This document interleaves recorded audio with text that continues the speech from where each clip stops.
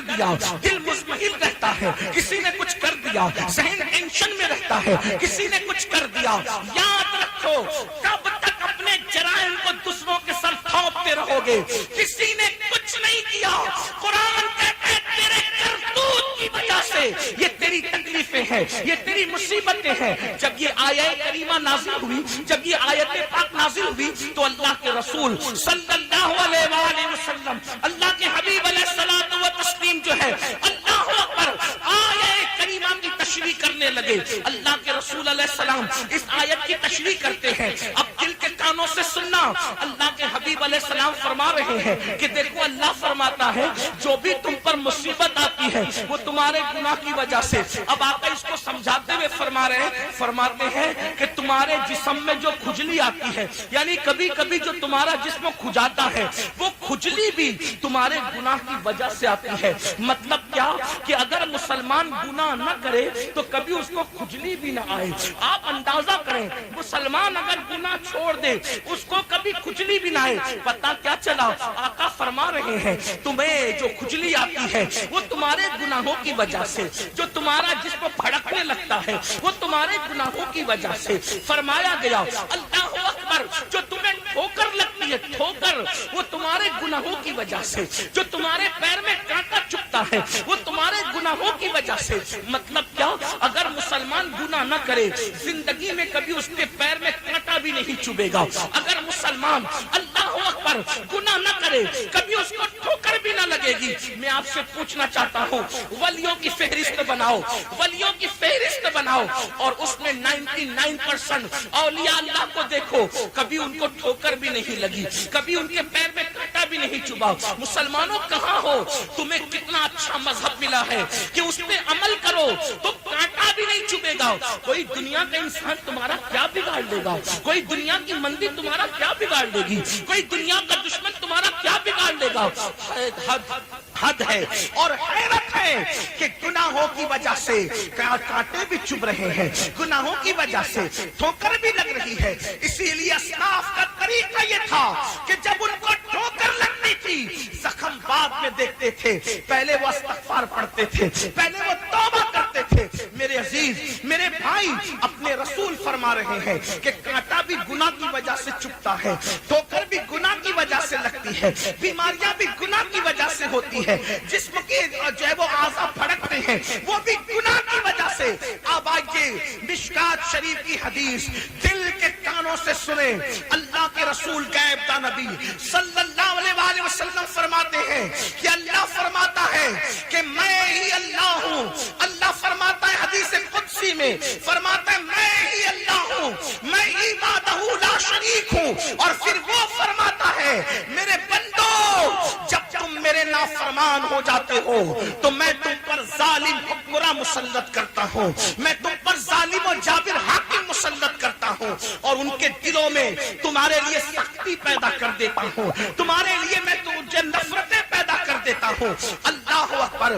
یہ سوچتے ہو کہ اوٹوں کی وجہ سے ظالم حق میں آتے ہیں یا سازشوں کی وجہ سے آتے ہیں؟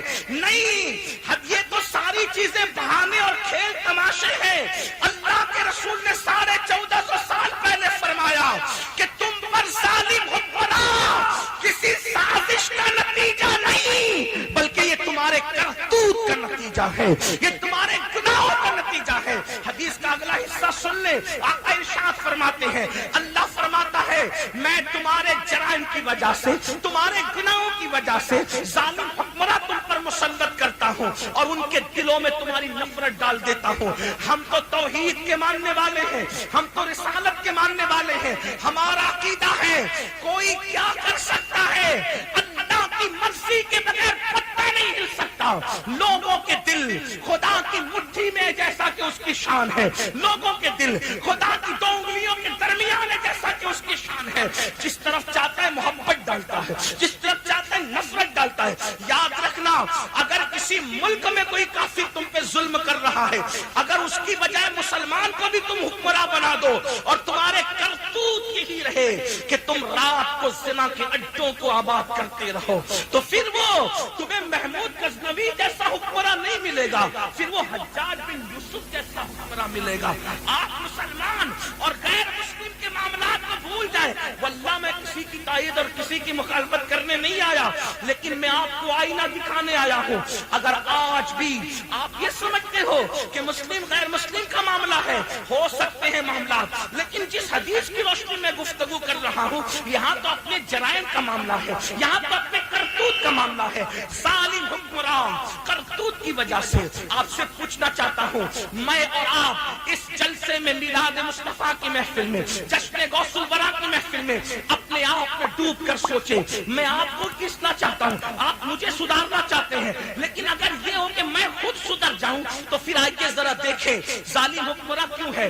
تمہیں لوج میں بکتی ہوئی بیٹیوں سے ہمدردی ہے، تمہیں گھروں پہ چلنے والے بلڈوزر سے تکلیف ہے، تمہیں ستانے والوں سے بے قراری ہے، تو آپ سے پوچھتا ہوں یہ تو آپ کی وجہ سے ظالم حکمراں مسلط ہوئے ہیں۔ جب تک کہ رات کی تاریکیوں میں زنا کے اڈے آباد کرتے رہو گے، جب تک رات کی تاریکیوں میں نشے میں دھت پڑے رہو گے، جب تک عورتوں پہ پاپ کی نظریں ڈالتے رہو گے، جب تک سود کے دھندے کرتے رہو گے، جب تک زنا کے اڈے آباد کرو گے، ہاں اے امت کے درد میں تڑپنے کی بات کرنے والوں، کسی بیٹی کی آبرو لٹتی ہے، تم واٹس ایپ پر اس کو عام کرتے ہو بڑے درد دل کے ساتھ، دیکھو مسلمان کی بیٹی کو یہ ہوا، یہ ہوا، یہ ہوا، یقیناً جس نے کیا غلط کیا، لیکن اگر ان بچیوں کی آبرو کے لٹنے کا درد ہے، قرآن کہہ رہا ہے یہ تیرے گناہوں کی وجہ سے یہ دن دیکھنے پڑے، حدیث کہہ رہی ہے تیرے جرائم کی وجہ سے یہ دن دیکھنے پڑے۔ کانوں میں ایئر فون لگا کے گانے سننے والوں، نرم نرم قدوں پہ لیٹ کر کے زنا کے مناظر دیکھنے والوں، بھنگ کھانے والوں، چرس پینے والوں، اللہ اکبر، ہیروئن یوز کرنے والوں، ڈرگ یوز کرنے والوں، آپ سے پوچھتا ہوں وہ کون سا گناہ ہے جو مسلم جوانوں میں موجود نہیں ہے؟ وہ کون سے جرائم ہیں جو مسلم امہ میں موجود نہیں ہے؟ حالات یہ ہیں، اللہ اکبر، مسجدیں ویران ہو چکی ہے، مسجدیں مرثیہ خواہ ہے، مسجدوں کی چٹائیوں پر دھول پڑی ہوئی ہے، جمعہ کی نماز میں خطبے سے پہلے آتے ہیں، 2 رکعت پڑھ کے بھاگ جاتے ہیں، بڑی معذرت کے ساتھ جلسے میں ہزاروں کی تعداد میں تمہاری شرکت میرے کلیجے کو ٹھنڈک نہیں پہنچاتی۔ اللہ دلوں کے حالات جانتے، وہ علیم بذات الصدور ہے۔ اللہ کی عزت کی قسم، یہ کسی سیاسی لیڈر کو آپ خوش کر سکتے ہیں ہزاروں میں شریک ہو کر۔ میں شکر کرتا ہوں اللہ نے آپ کو توفیق دی آنے کی، لیکن میرا کلیجہ اس سے ٹھنڈا نہیں ہوتا۔ کیوں؟ صرف سننے کے لیے جو قوم جمع ہو اور عمل کے لیے جمع نہ ہو تو ایسا جمع ہونا یہ قیامت کی نشانیوں میں سے ایک نشانی ہے۔ اس دن میرا کلیجہ ٹھنڈا ہوگا، جیسے جلسوں کے لیے جذبات ہے ویسے فجر کی نماز کے لیے بھی جذبات ہو جائے۔ نعرہ تکبیر، نعرہ رسالت، نعرہ حیثیت، مشرق اعلی حضرت، فیضان اعلی حضرت، فیضان خواجہ غریب نواز، فیضان حضور شاگرد پاک، فیضان حضور مخدوم سنت، فیضان اولیاء کرام حضرت علامہ سید امین القادری صاحب قبلہ۔ سروں کا سمندر سیاسی جلسوں میں دیکھا جاتا ہے، مذہبی جلسوں میں سر نہیں بلکہ دل دیکھے جاتے ہیں۔ ہمیں حسین پاک نے بتایا ہمیں 22,000 منافقوں کی ضرورت نہیں ہے، ہمیں مصطفیٰ کی وفاداریوں کی ضرورت ہے۔ سبحان اللہ، سبحان اللہ۔ رسول علیہ السلام نے فرمایا قریب قیامت کی نشانیوں میں سے ایک نشانی ہے، لوگ دین کی باتیں سنیں گے، کریں گے رسمی طور پہ، اس پر عمل نہیں کریں گے۔ کہیں وہ دور تو نہیں آ گیا؟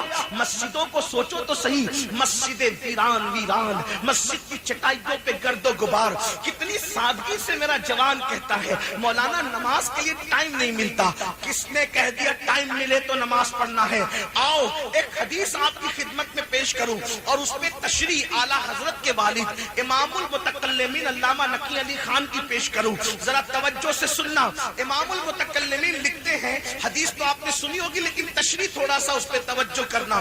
امام المتکلمین جو امام اہل سنت کے استاد ہیں، والد ہیں، اللہ اکبر، اکبر. وہ لکھتے ہیں کہ اللہ کے رسول نے فرمایا توجہ کرنا کہ جس نے نماز چھوڑ دی, توجہ, جس نے نماز چھوڑ دی وہ قیامت کے دن فرعون کے ساتھ اٹھے گا. جس نے نماز چھوڑ دی قیامت کے دن وہ قارون کے ساتھ اٹھے گا. جس نے نماز چھوڑ دی وہ قیامت کے دن ابی ابن خلف کے ساتھ اٹھے گا. جس نے نماز چھوڑ دی وہ قیامت کے دن شداد کے ساتھ اٹھے گا.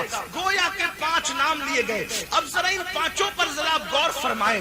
فرعون کون؟ موسیٰ علیہ السلام کا دشمن. قارون کون؟ جس نے موسیٰ علیہ السلام پہ زنا کا الزام لگایا. کتنا بدترین قارون قزن تھا حضرت موسیٰ علیہ السلام کا, لیکن جب زکات طلب کی تو اس نے اپنی زکات بچانے کے لیے جناب موسیٰ کلیم اللہ پر زنا کا الزام لگایا. حضرت موسیٰ کا چہرہ سرخ ہو گیا. اللہ نے فرمایا موسیٰ یہ تیرا مجرم ہے میرے کلیم, تو سزا اس کو دھسا لے اس کو اپنے اندر. وہ زمین میں دھستا چلا گیا. جب وہ کمر تک دھسا تو پھر اس نے کہا اچھا موسیٰ میری دولت پہ قبضہ کرنے کا خوبصورت بہانہ نکالا کہ مجھے دھسا رہے ہو تاکہ میری دولت پہ قبضہ کر لو. حضرت موسیٰ نے فرمایا رکو, اس کی دولت کی ساری تجوریاں اس کے سر پہ رکھ دی جائیں اور یہ دھسے گا تو اپنی دولت کے ساتھ دھسے گا. اللہ اکبر. وہ دھستا رہا. روایتوں میں آتا ہے جس دن سے جناب موسیٰ نے کہا تھا دھستا رہے گا وہ دھس رہا تھا, لیکن جس دن میرے نبی کی آمد ہوئی اللہ نے فرمایا اب قارون کو دھسایا نہ جائے گا کیونکہ محبوب کے قدم زمین پر لگ چکے ہیں. اللہ اکبر. یہاں ایک بات اور عرض کرنا چاہتا ہوں, قارون دشمن رسول ہے. اللہ اکبر. ابو لہب کا بھی تو کوئی رشتہ تھا, اللہ, لیکن قربان قارون کا کوئی رشتہ نہیں. نہ زمانہ وہ ہے, نہ عصر وہ ہے, نہ دور وہ ہے, نہ تعلق وہ ہے, کچھ بھی نہیں ہے. بس محبوب کی ولادت کیا ہوئی, قدم زمین پہ کیا لگے. قارون کے لیے کہا گیا جتنا دھسنا تھا دھس گیا, اب آج کے بعد نہیں دھسے گا.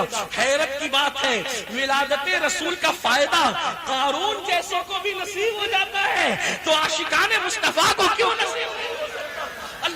سبحان اللہ. مصطفیٰ کی شان ہی نرالی ہے. لیکن میرا عنوان وہ نہیں, توجہ کرے. فرعون دشمن نبی کا دشمن, قارون نبی کا دشمن, اتنا بڑا دشمن جس نے زنا کا الزام لگایا. اس کے بعد اللہ اکبر حامان یہ بھی نبی کا دشمن, شداد یہ بھی نبی کا دشمن جس نے زمین پہ جنت بنائی. اور ابی بن خلف کا اگر تعارف آپ نہیں جانتے, جو جانتے ہیں وہ جانتے ہیں, جو نہیں جانتے وہ سن لیں. اللہ کے رسول رحمت للعالمین نے اپنی زندگی میں کسی کو قتل نہیں کیا, ظاہری زندگی میں کسی کو قتل نہیں کیا. آقا نے کسی کو قتل نہیں کیا, ایک بندے کو حضور نے قتل کیا بس. اللہ کے رسول نے ایک بندے کو قتل کیا, ایک شخص کو قتل کیا, اور جس کو قتل کیا اس کا نام ہے ابی بن خلف. اور یہ حدیث میں آیا ہے زمانے کا بدترین انسان وہ ہے یا جو نبی کو قتل کرے یا نبی اس کو قتل کرے.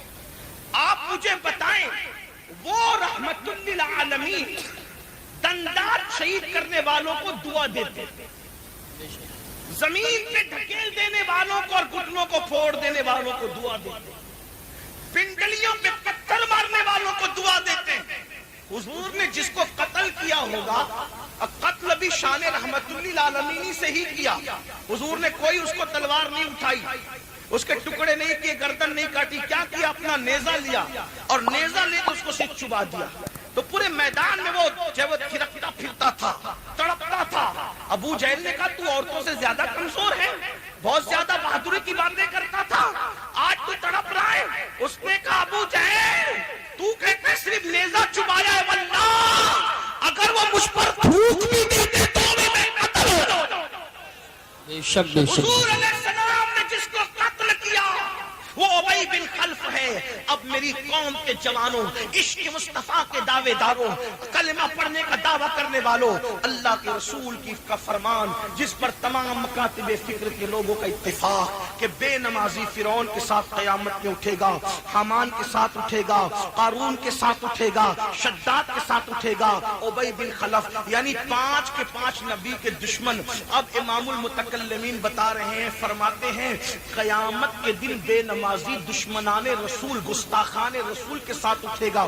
इससे पता चला कि इशारतुन नस के हवाले से ये बात कही जा रही है कि गोया जो नमाज नहीं पढ़ता उसका शुमार नबी के दुश्मनों में किया जाता है, जो नमाज नहीं पढ़ता उसका शुमार नबी के दुश्मनों में किया जाता है। आपसे पूछना चाहता हूँ, जो फिरौन के साथ उठेगा उसकी जन्नत कैसी, जो हामान के साथ उठेगा उसकी जन्नत कैसी? मुसलमानों